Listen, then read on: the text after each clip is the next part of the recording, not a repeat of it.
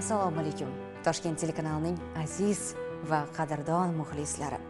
Go'zal oqshomda sizlar bilan ko'rishib turganimizdan g'oyat mamnunmiz. Efirda Taskin jonli loyihasi. Va bugun biz psixosomatika haqida suhbatlashamiz. Mana shu mavzu haqida ko'proq ma'lumotlarga ega bo'lamiz. Agarda sizda ham qandaydir savollaringiz bor bo'lsa, telefon raqamimiz ishlab turibdi. 71 kodi bilan 244 01 41 raqami. Va bugun malakali psixologni taklif qilganmiz. Siz ularni juda ham yaxshi taniysiz. Mahmud aka Ergashev, sizni ko'rganimizdan xursandmiz. Assalomu alaykum yana bir bora. Kayfiyatlaringiz yaxshimi? Allohga shukr. Go'zal oqshomda menimcha ko'rsatuvimiz, jonli efirimiz ko'pchilikka manfaatli bo'ladigan tarzda namoyon bo'ladi, Mahmud aka. Psixosomatika haqida suhbatlashamiz azizlar va ya'ni fikr va hissiyotlarning sog'liqqa ta'siri haqida ma'lumotlarga ega bo'lamiz. Mahmud aka, aytingchi, o'zi psixosomatika deganda aniq nima tushuniladi? Psixosomatika deganda bu insonning ruhiy holati, ya'ni o'y fikrlari, his-tuyg'ulari, stress, shu hammasi psixosomatika kiradi. Faqat bu o'sha jismoniy tanani bir-biriga bog'liqligini ko'rsatib beradi. Ruhiy muammolar qanday qilib jismoniy alomatlarga aylanadi? Endi insonning birinchi tarzda bu hamma narsa o'zini o'y fikrlaridan kelib chiqadi. Ya'ni bugungi kunda shu inson dunyo qarashi yoki e'tibori yoki diqqati deymizmi, ko'proq qaysi tomonga qaratyapti? Ya'ni salbiy narsalarga ko'p qaratilyaptimi yoki ijobiy narsalarga ko'p qaratilyaptimi? Ana o'shandan kelib chiqqan holda insonning bugungi kundagi holatini bilsangiz bo'ladi. Agar inson ko'proq salbiy narsalarga qaratadigan bo'lsa, biz xohlaysizmi, xohlamaymizmi, o'sha o'y fikrlardan kelib chiqqan holda inson o'sha his-tuyg'ularga beriladi. Bu ko'paygan sari insonning tanasida taranglik paydo bo'ladi. Va endi o'sha ruhiy holatni ko'rsatib berish uchun sababchi tana bo'ladi. Ya'ni tana orqali o'sha signal beriladi, qayerda qaysi kasallik bo'layotganligini. Mahmud aka, psixosomatika bolalarda ham uchraydimi? Chunki bilamiz, bolalar o'zi juda ham beg'ubor bo'lishadi. To'g'ri, injiqliklar qilishi mumkin, lekin ularda ham qaysidir holatlarda aynan psixosomatika rivojlanishi mumkinmi? Endi insonni oladigan bo'lsangiz, bugungi kunda insonda ong osti degan programmamiz bor, ya'ni ishlaydi. Yosh bolalarni oladigan bo'lsak, bugungi kunda o'sha muhitdan kelib chiqqan holda, muhitdan u avtomatik tarzda xotirasiga yozilib boriladi. Bu ya'ni aytgandek bir tomchi degandek tomchi bo'lib yig'ilib boradi va keyinchalik baribir o'z ta'sirini ko'rsatadi bu narsa. Xo'sh, davolanish jarayoni qanday kechadi? Endi davolanish jarayoniga keladigan bo'lsak, biz bir narsa ajratib olishimiz kerakki, bugungi kunda psixosomatika degan narsa bor va somatika degan narsa bor. Ya'ni psixosomatikani oladigan bo'lsangiz, bu asosan o'sha psixologlar, kerak bo'lsa psixiatrlar shug'ullanishadi. Lekin somatikaga keladigan bo'lsangiz, bunda o'sha psixoterapevt deysizmi yoki psixonevropatolog deysizmi, ular shug'ullanishni boshlashadi. Bu yerda ajratib olishimiz kerak. Ya'ni inson qaysi shifokorga to'g'ri keladi? Ya'ni misol uchun psixologga to'g'ri keladimi yoki psixonevropatologga to'g'ri keladimi yoki psixiatrga to'g'ri keladimi? O'sha narsani ajratishimiz kerak bo'ladi. Sizni o'zingizning amaliyotingizdan kelib chiqqan holatda psixosomatikaga uchragan mijozlar ko'pmi? Ha.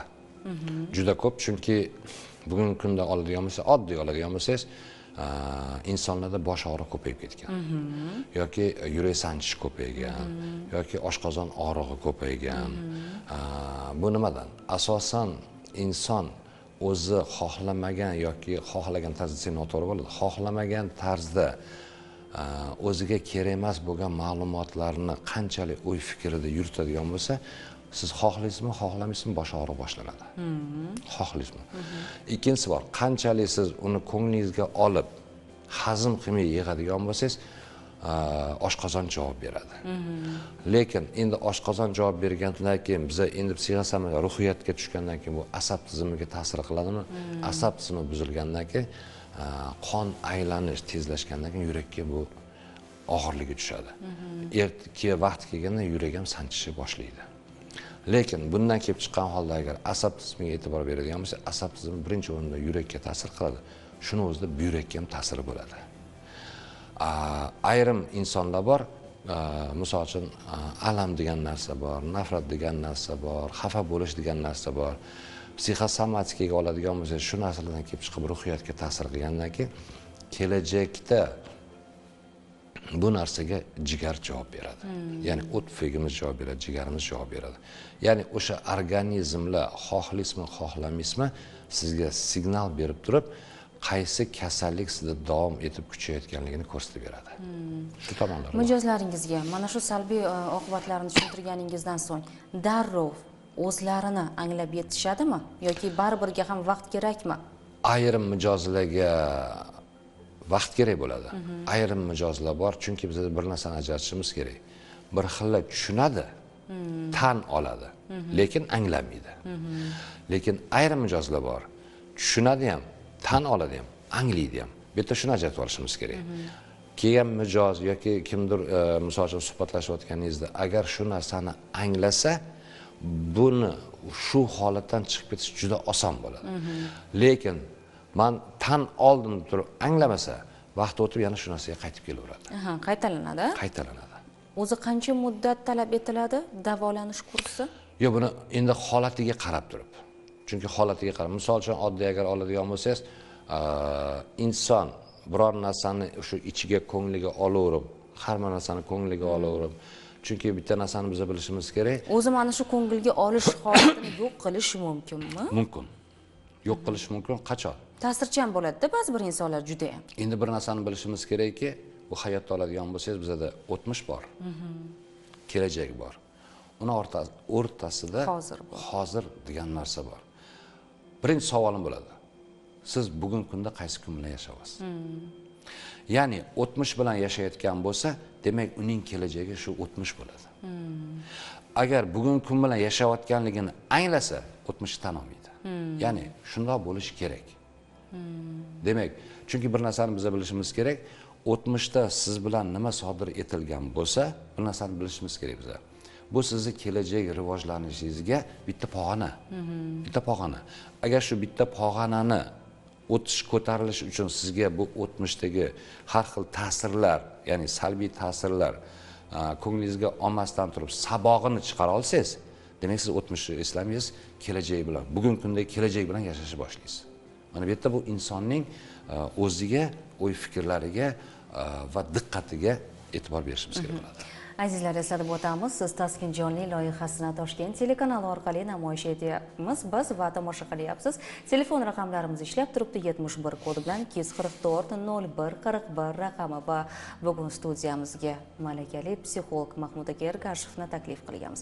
Agarda ruhiyatingizga bog'liq bo'lgan muammolaringiz bor bo'lsa yoki farzand tarbiyasi borasida savollaringiz bo'lsa, bemalol bizning raqamimizga qo'ng'iroq qilish imkoniyati sizda bor. Xo'sh, asabiylik, Mahmud aka, doimiy xavotir yoki g'azab qaysi tana a'zolariga yana ham ko'proq ta'sir qiladi? Bundan tashqari, endi surunkali davom etishi mumkin. Agar misol insonda birinchi shu narsaga biz e'tibor berishimiz kerakki, inson asabiylashganda, misol uchun boya aytganimdek, birinchi o'rinda buyrakka ta'sir qiladi, buyrakdan yurakka ta'siri bo'ladi. Lekin undan tashqari e'tibor berishimiz kerak, bu qon bosimga ham ta'sir qiladi. Chunki siz xohlaysizmi, xohlamaysiz, asabiylashganingizdan keyin o'sha buyrakingizga nagruzka tushgandan keyin, yurakka og'irligi tushgandan keyin siz xohlasangiz sizdagi qon bosim ko'tariladimi va kelajakda xohlamagan tarzingizda insonning bo'ynida osteoxondroz degan diagnoz qo'yiladi. Bu esa o'z navbatida ham qon aylanishiga yomonlashga olib keladi. Ikkinchisi bor, kislorod moddasi yetishmovchilik bo'ladi. Uchinchisi o'zi havo yetmagandek xo'rsinishlar paydo bo'ladi va bora bu odamda xotira ham sustlashni boshlanadi. Oddiy asabiylikka. Lekin endi ko'ngilchanlikka oladigan bo'lsangiz, ta'sirchan bo'ladigan bo'lsangiz, uni bitta narsaki, mana oshqozonni bitta narsasini bilishimiz kerak. Ovqat tushadi, keyin hazm bo'ladi. o'sha siz ko'nglingizga olgan narsa o'sha ta'sirchanlik orqali yutdingizmi, bu oshqozonga tushadi. Faqat buni oshqozon hazm qila olmagandan keyin ertaga shu narsa borki, inson o'zini kuzatsa bo'ladi. O'sha ko'ngilchang olganda insonning mana shu joyi qiziydi. Chunki biz e'tibor bermaymiz, shu sohada muzdek suv ichishga harakat qilamiz. Ana endi muzdek suv ichgandan keyin bu birinchisi ta'siri bo'ladi. Oshqozon osti beziga ta'sir qiladi. Ya'ni kelajakda pankreatit degan kasallik chiqadi. Va u yetishmaganda jigardagi o't pufakka shamollashga olib keladi. Bu kelajakda esa xolestitga kelib chiqadi. Ana e'tibor bering. Ko'ngilchanglikni qanchalik o'zingizga olib kelajakda pankreatit va xolestit kerakmi yoki ko'nglingizga olganingiz ma'qulmi? Endi agar unda ham e'tibor bermaydigan bo'lsangiz, undan ham keyingisi bu qandli diabet bo'ladi. Da, haqiqatan ham. Mahmud aka, bizga qo'ng'iroq qilib tushgan muxlisimiz borlar. Allaqachon biz ular bilan bog'lanishimizni kutyaptilar. Assalomu alaykum. Siz jonli efirimizga qo'ng'iroq qilib tushdingiz. Marhamat, savolingizni berishingiz mumkin. Mahmudjon aka, ustoz, mana quyidagicha savolim bor edi. Inson ruhiyatida meditatsiyaning roli qanday? Meditatsiya o'zi nima? Shu haqida ma'lumot so'rayman. Rahmat oldindan ustoz. Xo'p. Meditatsiyaga keladigan bo'lsak, bu insonni birinchi o'rinda o'zini o'zi tinchlantirish. O'zini o'zi tinchlantirish.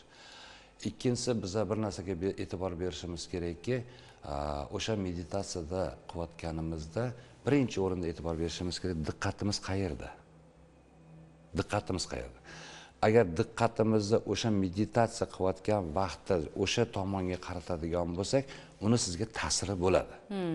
Chunki siz meditatsiya orqali o'zingizni o'y-fikrlaringizni to'g'rilaysiz va o'y-fikrlar orqali inson ong ostiga kerakli bo'lgan ma'lumotni kiritadi va shu asosda o'zini his tuyg'ularini muvozanatga olib keladi. Ya'ni asos olganda bu o'zini o'zi tinchlantirish degani. Qanchalik inson o'zini tinchlantirib, qanchalik o'zini his tuyg'usini boshqara olsa, unda asab bo'lmaydi. Mahmud aka, mana shu asnoda yana tomoshabinlarimizdan ham savol kelgan. Aynan mana shu savolni davomi desak ham bo'ladi. Psixosomatik muammolarni davolashda yo'q, bu emas. Meditatsiya, affirmatsiyalar va nafas olish texnikalari psixosomatik holatlarni kamaytirishda haqiqatan ham o'zi foyda beradimi debdilar. Yana bir bor qaytaraman. Inson agar diqqatini o'sha affirmatsiya deysizmi, meditatsiya deysizmi, o'sha nafas olish texnikalariga qarata olsa va o'shani nima deydi, vijdonan, qalban bajara olsa, bu ta'siri bo'ladi. Lekin menda ayrim mijozlar bor. Misol uchun o'sha meditatsiya deysizmi yoki boshqa affirmatsiya deysizmi? Men bajardim deydi. Lekin bu yerda boshqa fikrlar yuribdi deyapti. Sababi bitta narsa borki, men har doim aytaman. Fikri xo'jayini kim deyman? Insonni o'zimi? Miya boshqaradi-ku o'zi. Inson miyani kim boshqaradi? Inson boshqaradimi? Demak, ongingizda sizda salbiy fikrlar paydo bo'lgandan keyin u fikrlarni kelishiga kim ruxsat beryapti? Insonning o'zi. Insonning o'zi.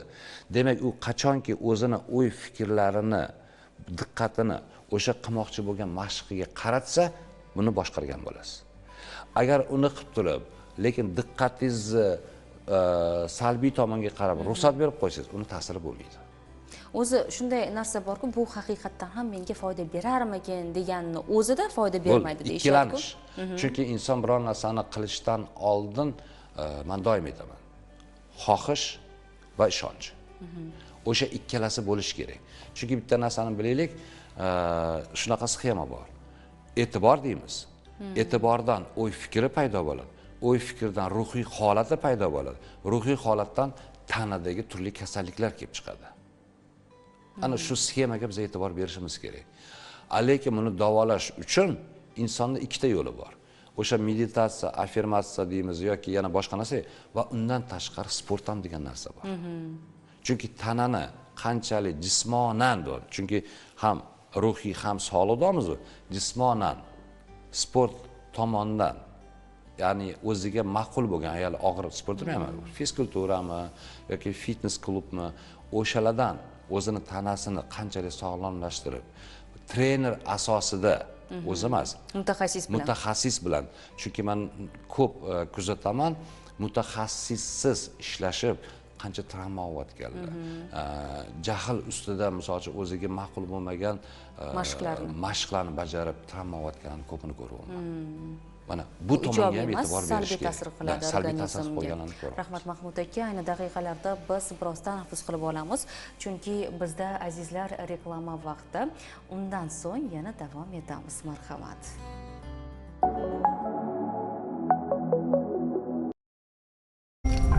Adasi, boring ishingizni qilib keling. Hozir tugab qoladi. Ulgurmaysiz. Boring. Shirin sosiskasidan ham mazaliroq, faqatgina yanada ko'proq shirin sosiskalari bo'lishi mumkin. Har bir uyda shirin. Bu mening sirim. Estel.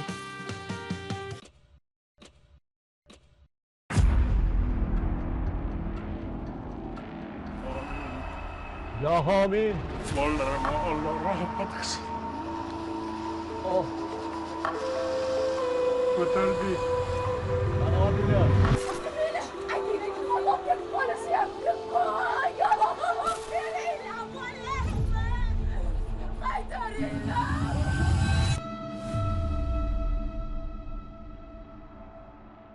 Ana endi yotib uxlaymiz.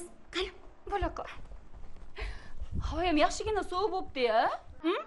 Ustimizga yopib yotamiz, bo'lmasa sovuq qotib qolamiz. Hop, dadasi gazni balandroq qilish kerak, bo'lmasa sovuq qotib qolishadi. Ana endi siqina uxlashadi.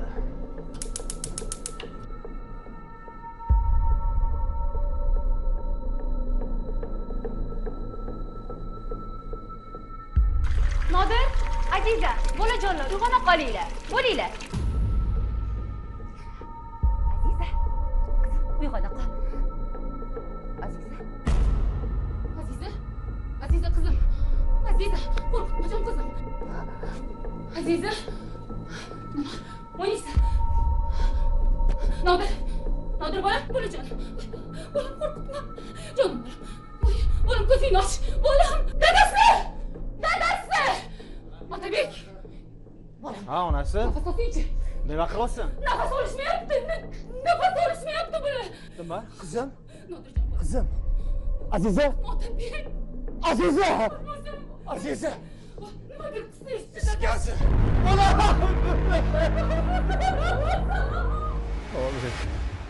Allah rahmat.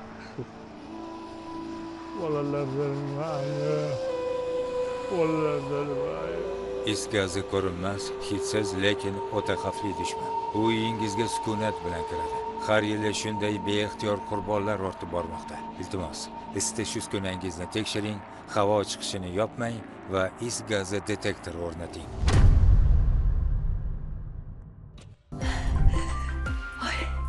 Voy, ulgurdim. Voy, shu yerdan davom ettiramiz.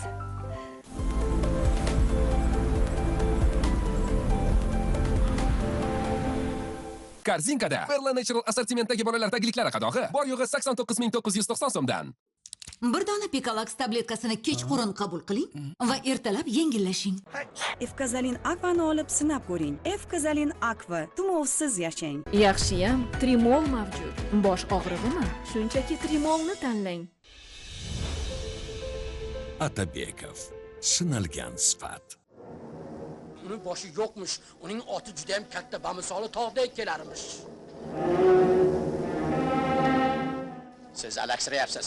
Dias, gaplaringizni bari safsata. Endi sen yolg'iz o'zing qolyapsan. A'zoyi badanim jarohatlanib, o'z kulbam yaqinida suvdan zo'rg'a chiqib oldim. Endi faqat gaplaringizni uydirmay yo haqiqat ekanligini bilib olish qoldi. Faqat ikki kishi biladi haqiqatni. Kimlar? Qotil bilan Genri. Qotil kim o'zi? Ayting. Ey, sen bilan gaplashayotgan keksa zemistam, hazil-mazal o'ynaganlarni juda yomon ko'raman. Hozir otaman. Boshsiz chavandon.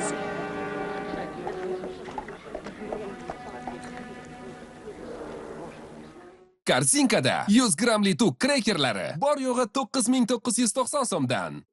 Bir dona Picalax tabletkasini kechqurun qabul qiling va ertalab yengillashing. Efkazalin Aqua'ni olib sinab ko'ring. Efkazalin Aqua tumovsiz yashang. Tomoqda og'riq. Har so'zda yengillik. Bravo Premium. Haqiqiy sayyoh, haqiqiy lazzat.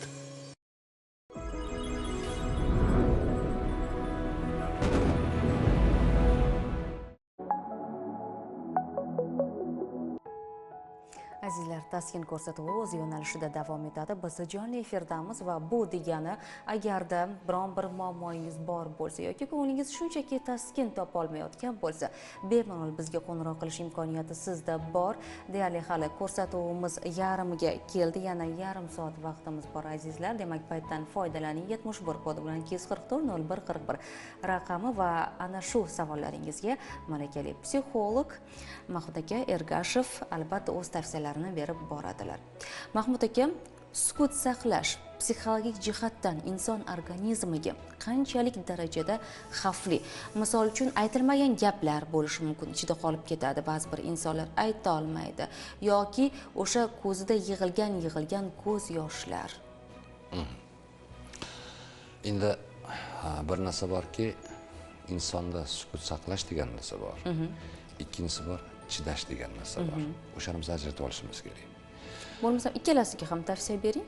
Endi bitta narsa bilingki, chidash deganda bu inson o'sha ichidagi ko'nglida ayta olmagan gaplar yoki o'sha ichidagi yig'ilib qolgan alamlar yoki o'zini bildira olmay, fikrini bildira olmagan yoki kimnidir xafa qilmay, mayli shunga yaxshi bo'lsin degan insonlar bu chidash bo'ladi.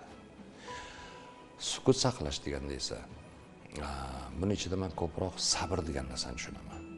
Ya'ni inson deyarli imkon qadar bo'layotgan voqeadan ijobiy tomonni olishga harakat qiladi.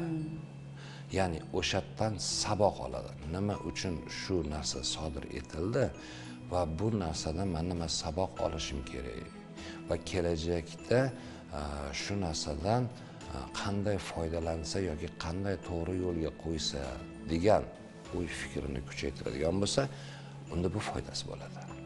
O'shaning uchun inson o'ziga savol berishdan oldin u ajratib olsin, u sukut saqlayaptimi, ya'ni sabr qilyaptimi yoki chidayaptimi. O'shani ajratib olsa, unda to'g'ri bo'ladi. Tushunarli. Bu jarayonchi bolalarda qanday kechadi? Misol uchun ba'zi bir bolalar baribir ichidagi emotsiyasini aytib bera olmaydi.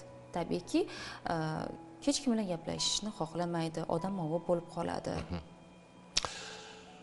Boya aytib o'tgandek, bu birinchi o'rinda insonda oilaviy muhitga bog'liq. Chunki inson qachon siz aytgandek ichida saqlaydi, qachon odam ovi bo'lib qoladi, qachon o'zi bilan ovora bo'lib qoladi. Qachonki bizning tarbiyada shunaqa narsa borki, misol uchun rozetkaga borib simni tiqma, tok uradi deydi. Lekin o'sha narsani biz tushuntirib bera olmaymiz. Agar shu bolaga nima uchun sim tiqishi yoki nima uchun tok urishi yoki nima sababdan nima bo'lishini agar tushuntirib bera olsa, u bola shu ishni qilmaydi. Lekin uni o'rniga sim tiqadigan bo'lsak, u o'zi tokdan zarar topdimi, biza uni ovutishni o'rniga yoki qilgan xatosini tushuntirib boshqatdan qaytarmasligimiz o'rniga biza nima qilamiz? Shapaloq beramiz. Ya'ni bolada xohlaysizmi, xohlamaysizmi, qo'rquv paydo bo'ladi. Ana endi ertaga kelajakda bu o'zini xotirasida qoldimi, kelajakda shu ishni qilsam yana kalta yeyman degan xotiradagi programma ishlaydi.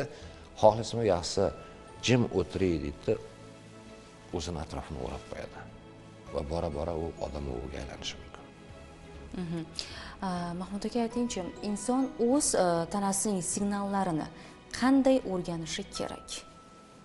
Qaysi belgilar jiddiy ruhiy signal bo'lishi mumkin? Mana endi oddiy qarang. Boya aytdim, bosh og'riq bu o'ziga kerak bo'lmagan o'y fikrlar. Demak, bosh og'riq paydo bo'ldimi, o'ylab ko'rsin, qaysi fikr unga kerak, qaysi fikr unga kerak emas. Yoki yurak sanchyapti dedingiz. Misol yurak sanchyaptimi? Demak, nima uchun sanchyapti? Nimani ko'ngliga olyapti? Kerakmi, kerak emasmi? Ya'ni har bir organida qattiq sanchyaptimi? Birinchi savol. O'sha narsa menga kerakmi yoki kerak emasmi? Ana o'shani javobini topsa, u ta'sir ham qiladi. Ta'sir ham qilmaydi. Chunki yana bir narsaga e'tibor bering. Misol uchun bugungi kunda o'sha bizga somatika degan joy kasallik paydo bo'ldimi? Biz shifokorga boramiz. Shifokor davolaydi. Lekin qaysidir muddatdan keyin bu qaytariladi yana kasallik. Nimaga? Chunki bizada o'sha kasallik rivojlanmasligi uchun qandaydir dori-darmonlar bilan uni vaqtincha biz to'xtatib qo'yamiz. Lekin o'y fikrlarimizda yoki ichimizdagi alam qolib ketdi-yu, ya'ni ildizini olib tashamadik. Agar boshqachasiga aytadigan bo'lsangiz, daraxt ekildi, meva berildi, lekin ildizida qurti bor. Qurtini olmagandan keyin u meva qanday bo'ladi? Qurtlaydi. Xuddi shunday. Vaqtinchaga biz to'xtatib qo'ydik, lekin uni ildizini biz tozalamadik. Ana endi ildizini tozalamaganingizdan keyin 3 yil o'tadimi yoki 5 yil o'tadimi, o'sha kasallik o'zi bilmagan holda avj olib ketib qolishi mumkin. Tushunarli. Yana muxlisimiz qo'ng'iroq qilib tushganlar, ular bilan bog'lanamiz. Assalomu alaykum. Assalomu alaykum. Alaykum assalom. Marhamat, savolingizni berishingiz mumkin. Anaqa televideniyada ko'rsatdimizda, Toshkent televideniyasi Toshkent ko'rsatuvi bo'lyapti-ku. Juda ham yaxshi. Qanday bo'lyaptimiz? Anaqa Xursandmiz. Mening katta farzandim 10-sinfda o'qiydi. Judayam mukkasidan ko'tib telefonga kirib ketgan. Telefon o'ynayveradi. Uni qanaqa qilib to'xtatish imkoni bor? Unga qanaqa qilib yo'nalish berishimiz mumkin? Demak, muhtaram muxlisimiz 10-sinfda o'qiydilar. Ko'p telefon o'ynaydilar deyapsiz-a? Telefonni juda ko'p o'ynaydi telefonni ham. Umuman ajratishga imkoni yo'q. Qanday muomala qilish kerak? Uni qanaqa yo'lga tushirishimiz kerak? Iltimos maslahat bersangiz, oldindan rahmat. Rahmat, sog' bo'ling. Albatta bu 10-sinf o'smirlik davriga to'g'ri keladi. Juda qiyin davr har taraflama. Yo'q, qiyin davr sal to'g'ri bo'lmaydi. Birinchi o'rinda men savol berardim. O'sha farzandi qaysi kasb bilan qiziqishini bilarmikan? Ya'ni ota-onasi bola qaysi kasb bilan qiziqishini bilarmikan? Bu birinchisi.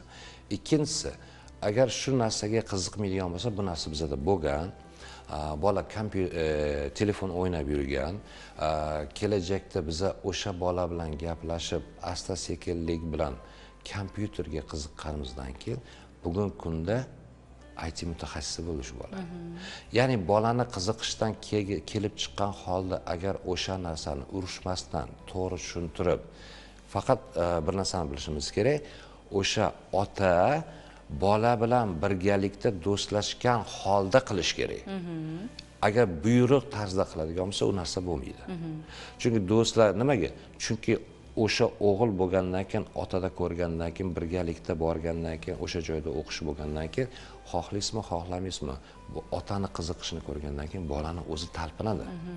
O'shancha agar bola bugungi kunda o'sha telefonda har xil o'yinlar o'ynayotgan bo'lsa yoki har xil misol uchun yo'nalishda ko'rayotgan bo'lsa, kompyuterga qiziqtirsin. Boladan zo'r kompyuterchi chiqadi. Faqat urushmagan holda, to'g'ri tushuntirilgan holda, chunki biz nima deymiz? Biz doim aytamiz. Farzandingiz bilan siz o'rtoq bo'ling. Do'stona munosabat o'rnating. Do'stona munosabat. Otaligingizni surib turing. Chunki uni ichida nimadir dardi bor. Balkim siz qachondir aytgan narsani bor onangga, bor dadangga deb turib uni qo'rqitib qo'yib, uni oldini qoplab qo'ygandirsiz. Chegaralab. Balkim shuning uchun ham otamga aytmayman deb kimga chalg'ishini bilmagandan o'zini telefonga chalg'itayotgandir. Bunisiga ham e'tibor berishimiz kerak. Endi 10-sinf yigiti bu 16 yoshda bo'ladi. Haqiqatdan ham siz aytgandek, shu demak sohaga qiziqayotgan bo'lishi mumkin. Xuddi shunday. Va shu bilan birga bola bilan, ya'ni o'sha 10-sinfdagi o'g'lim bilan qanday qilib muomala qilsam bo'ladi, qilib bo'lmayapti deyaptilar. Men bejizga o'sha o'smirlik davriga taqamadim, chunki aynan o'smirlik davriga to'g'ri kelyapti-da. O'zi qanday muomala qilishlari kerak? Faqat do'stona munosabatdan tashqari o'sha do'stona munosabatni qanday qilib boshlashlari kerak? Do'stona munosabat deganda ota bo'lsin, lekin urushmasin. Lekin bolani qiziqqan sohasi deymizmi, yo'nalishi deymizmi, ota ham qiziqsin unga. Ma'lumotga ega bo'lishi kerak. Ma'lumotga ega bo'lsin, hamkorlikda qilsin, vaqtim yo'q degan narsani qo'ymasin. Misol uchun ishdan kelgandan keyin 20 minut bo'ladimi, 30 minut bo'ladimi, misol uchun o'sha bola bilan qani bolam bugun nima qilding? Ya'ni maktabda, misol uchun maktabda nima gap bo'lyapti demasin. Maktabingda qanday yangiliklar deb qiziqib ko'rsin, bolam o'zi aytib beradi. Shu yerda o'zida.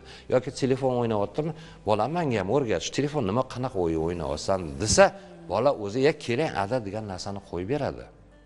Va menga o'rgatib knopkalarni bositsa, bolani o'zi o'rgatadi. Demak, mana shu asnoda muloqot kelib chiqadi. Shunday, muloqot kelib chiqadi o'zi. Rahmat. Yana bir qo'ng'iroq egasi bilan bog'lanamiz. Assalomu alaykum. Assalomu alaykum. Marhamat, savolingizni berishingiz mumkin. Rahmat. Mahmud aka, yaxshimisiz? Sizga hozir o'sha efiringizda qarab turib bir nechta savollar tug'ildi. Men o'zim ham psixologman, mutaxassisman. Shu so'zlaringizdan kelib chiqib, birinchi savolim shunaqa bo'ladi. Misol uchun o'sha bolalikdagi travmalar haqida gapirdingiz. O'sha bolalikdagi o'sha travmalarni qanaqangi somatik kasalliklarga olib kelish mumkin keyinchalik?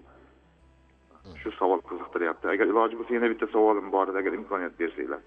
Albatta, kutib turing yoki bo'lmasa hozir berishingiz mumkin. Xo'p, mayli. Ikkinchi savolim shuki, mana bugungi kunda hamma insonlarda uchraydi. Juda ham kuchli emotsiyaga beriladi. Mana shu emotsiyalarni ayniqsa mana erkaklar ko'pincha biz bosib yuramiz. O'sha emotsional repressiya deyiladi. Bu ishni bosib yuramiz. Aynan shu emotsiyalarimizni tutib yurishimiz, bosib yurishimiz, namoyon qilmaslik uchun harakat qilishimiz bizni qaysi organizmlarimizga yoki qaysi bir funksional buzilishlarga yoki kasalliklarga olib keladi? Juda ham zo'r savol. Rahmat. Juda ham zo'r savol. Rahmat. Demak, birinchisini oladigan bo'lsak, o'sha bolalikdagi, chunki bugungi kunda oladigan bo'lsangiz, bizda ko'proq ota-onani oladigan bo'lsak, ish bilan ovora. Ota ishda, ona uyda tarbiyada. Lekin bugungi kunda ayrim oilalarda rol almashib qolgan. Va farzand bilan ota yoki ona muomala qilganda ota o'zi ayrim holda yoki ona ayrim holda bolani qattiq qo'llik qilib qo'rqitib qo'yadi. Qo'rqitib qo'yapti.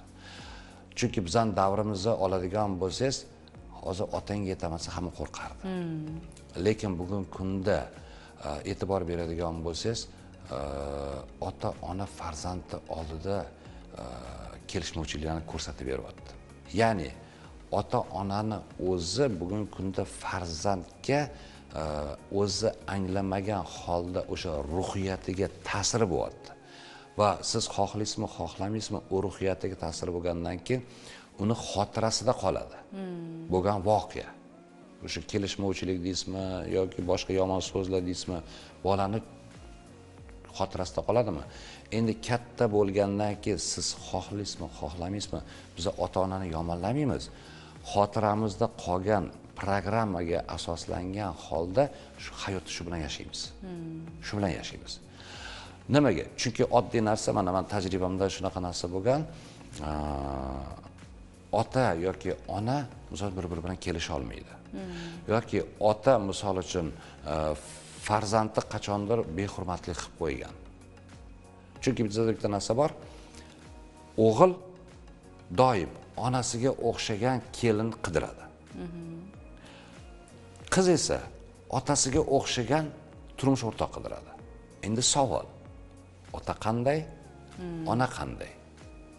Ana endi agar misol uchun qizni oladigan bo'lsangiz, ota bugungi kunda nojo'ya xatti-harakat qilib, har xil kelishmovchiliklarni qizga ko'rsatgan bo'lsa, ya'ni ayol onasining oldida qiziga ko'rsatgan bo'lsa, ertaga bu qiz kim eta oladi, qanchalik baxtli bo'ladi. Nimaga? Chunki turmushga chiqqandan keyin shu otasini xotirasida yozilganlarni unda hayqib turadi. Yoki o'g'il bola ham xuddi shunday. Ertaga otani mensimagan bo'ladigan bo'lsa, indinga o'sha katta bo'lib uylanayotganda, u ham o'sha kelinni kamsitmasmikin degan programma ishlab turib, o'sha kelinni ham shuni qidirishga tushib qoladi. Mana bu ta'siri bo'ladi. Ikkinchisini oladigan bo'lsangiz, bu endi kelajakda bola katta bo'ldi, boshqa bo'ldimi, emotsiyaga har xil berilyaptimi? Emotsiya deganda biz o'zimizning his-tuyg'ularimiz. Ya'ni men doim aytaman, inson qachonki o'zini emotsiyasini, his-tuyg'usini boshqara olsa, bu esa o'z navbatida o'zini o'y-fikrlari, o'y-fikr esa uning diqqatidan kelib chiqqan holda. Ya'ni savolim shunaqa bo'ladiki, bu insonga ham boshqalarga ham diqqatingni ko'proq qaysi tomonga qaratyapsan? Salbiymi yoki yaxshi tomonga ham, ijobiyga ham? Chunki menga misol uchun ayrim mijozlar keladi, ota-onasini yomonlab keladi. Qanday qaraysiz mana shunday holatlarga? Unga men to'g'ri qarayman. Qaysi ma'noda? To'ppa-to'g'ri deyman. Chunki sababi ularni davrida ularning ota-onasi ularni shunday tarbiyalagan. Ya'ni o'zini bilimidan kelib chiqqan holda shuni tarbiyalagan. Shu yo'nalishda. Bu ota-onang esa o'zini shu ota-onasidan olgan bilimidan kelib chiqqan holda, o'sha davrga moslashgan holda senga tarbiya berishi. Ya'ni o'zini dunyo qarashidan kelib chiqqan holda sen tarbiyalashadi. Bugun kunda sen endi boshqa zamon desam noto'g'ri bo'ladi. Rivojlanish hisobiga senda dunyo qarashing rivojlanyaptiki, bu yerda ayb ota-onangda emas, ota-onangning xatti-harakatini sen qabul qila olmayotganing deyman. O'sha sen qabul qila olmaganliging uchun, o'zingni oqlashing uchun ota-onangni yomon ko'rsatyapsan. Keyingi savolim bo'ladi. Agar shu ota-onang shunchalik yomon bo'lsa, bugungi kunda shu davr yoshga kirding, kiyim kiyding yoki institut bitirding yoki boshqa bo'lding. Ota-onang yomon bo'lganda shu narsalarga erisharmiding? O'ylab ko'rsin. Psixologga boradigan darajagacha bo'larmidi? Xuddi shunday. Aqli yetibdi-ku psixologga kelishga. Xuddi shunday.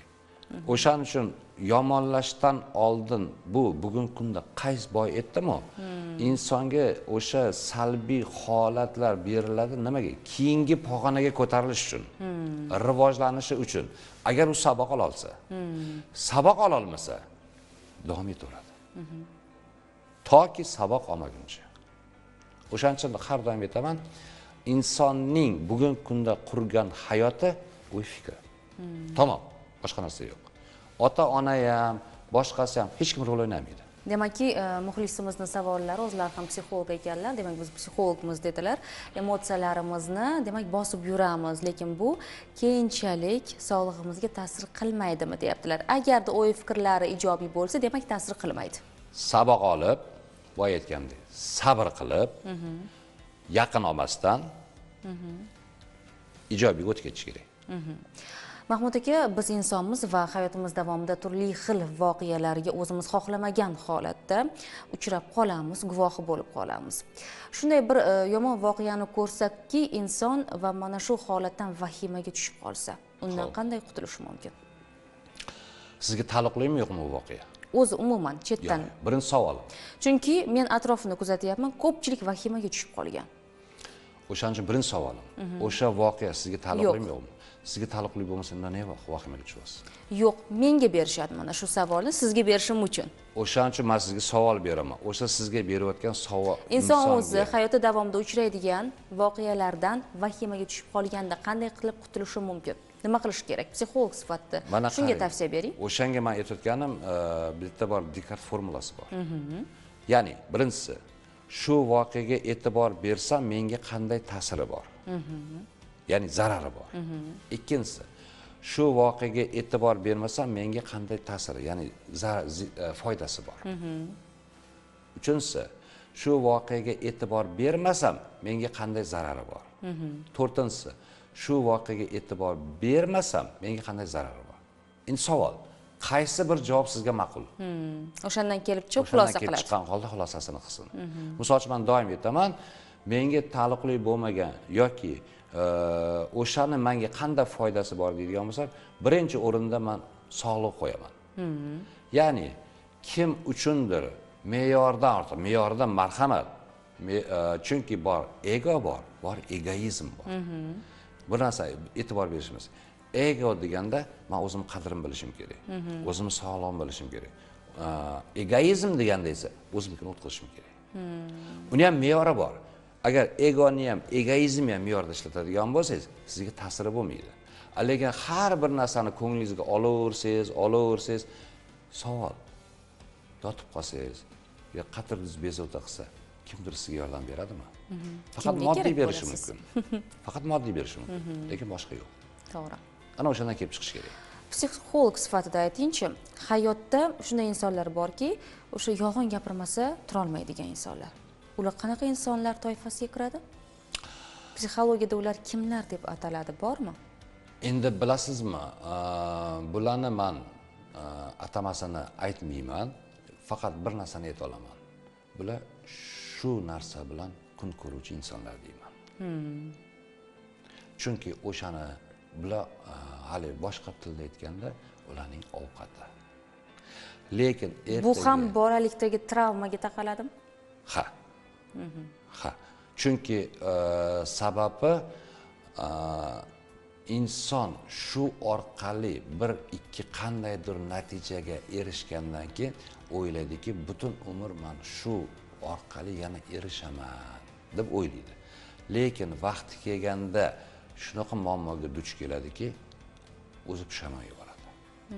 Lekin o'zi biladi, lekin bu narsani odat, chunki bizda bitta narsa bordi, bir narsani kamida 3 marta qaytarsangiz, bu sekin odatga aylanadi. Refleks. Refleks bo'lib qoladi, shartli. To есть shartsiz bo'lib qoladi. Ana endi sizga refleksga aylangandan keyin shunaqa qilmasangiz ko'nglingiz to'ymaydi. Bilmagan holda qilib qo'yadi. To'g'ri narsani ham shappazgina yolg'on qo'shib yuboradi, chunki aytadi-ku, bugungi kunda insonlar shunaqaki, pashshadan fil yasab beradi. Faqat qarab o'tirasiz, to'g'ri gapiryaptimi, yolg'on gapiryaptimi. Mahmud aka, siz malakali psixologsiz. Salkam necha yil bo'ldi psixologiya sohasida faoliyat yuritayotganingizga? 2012-yilda. 2012-yil, juda ham yaxshi. Aytingchi, psixologiya o'zi haqiqatdan ham ishlaydimi? Agar haqiqiy mutaxassisi bo'lib turib, to'g'ri ishlata olsangiz ishlaydi. Chunki psixologiyada bitta narsa borki, siz insonning ruhiyati desam bu umumiy bo'ladi.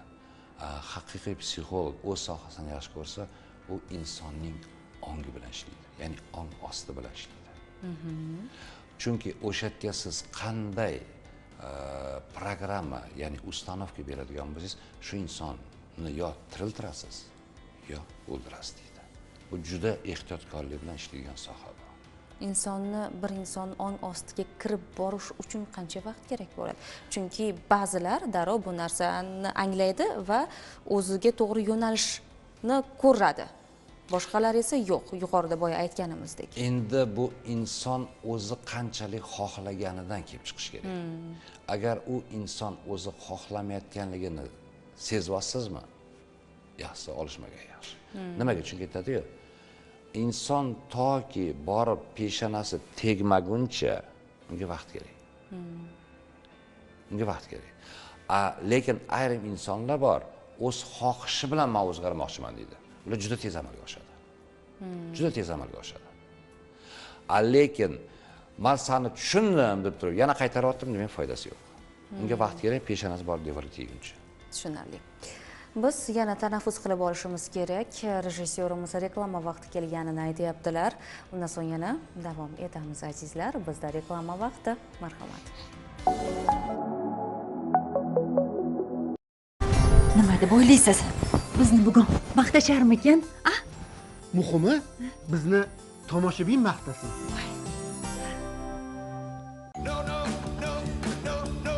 Bizning didlarimiz farq qilishi mumkin. Lekin ko'pikli Jacobs Cappuccino bizni birlashtiradi.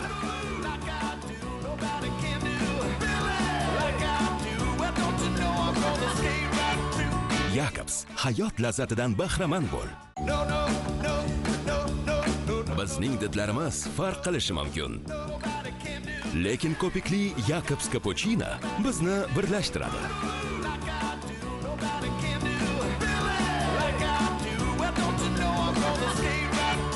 Jacobs, hayot lazzatidan bahramand bo'l. Bo'ldi. Biz qaytdik. To'xtagan joyda tomosha qilamiz.